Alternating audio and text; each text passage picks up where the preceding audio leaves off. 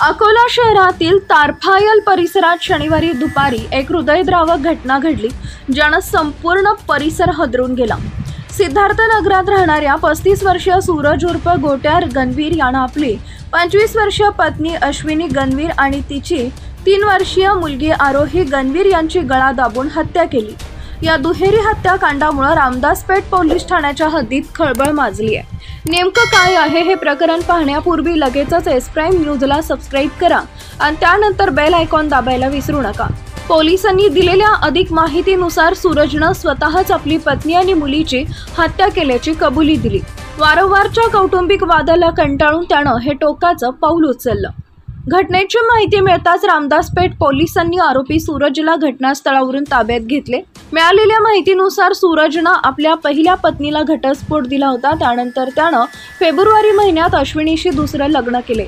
अश्विनीचंही यापूर्वी लग्न झालं होतं आणि तिला आरोही नावाची एक मुलगी होती। सूरज आणि अश्विनीचे सुरुवातीचे काही दिवस सुखात गेले, पण लग्नाला 2 महिने होत नाही तोच सूरजच्या पहिल्या पत्नीची मुलं त्यांच्या घरी येऊ लागली। यामुळे अश्विनी आणि सूरज यांच्यात सतत वाद होऊ लागले। अश्विनीला सूरजच्या पहिल्या पत्नीच्या मुलाचे वारंवार येणं अजिबात आवडत नव्हतं, ज्यामुळे त्यांच्यातील मतभेद वाढत गेले। काही दिवसांपूर्वी सूरजनं अश्विनीला मारहाण केली होती, त्यानंतर ती माहेरी निघून गेली। काही दिवसांनी ती परत घरी आली। घटनेच्या दिवशी शनिवारी दुपारी सूरज जेवणासाठी घरी आला। जेवताना अश्विनीनं पुन्हा वादाला सुरुवात केली। हा वाद इतका टोकाला गेला की सूरजनं प्रथम अश्विनीचा ओढणीनं गळा दाबून खून केला आणि नंतर त्याच पद्धतीनं 3 वर्षीय सावत्र मुलगी आरोहीचीही हत्या केली। इतकंच नव्हे तर त्यानं दोघींच्या मृतदेहाजवळ जेवणाचा घासही ठेवला।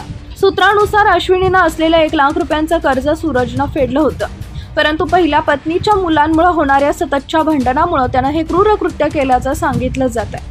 यानंतरही सूरज थांबला नाही। तो आपल्या पहिल्या पत्नीच्या मुलीला मारण्यासाठी तिच्या घरी गेला, परंतु तिच्या आई-वडिलांनी अडवल्यामुळे ती मुलगी वाचली।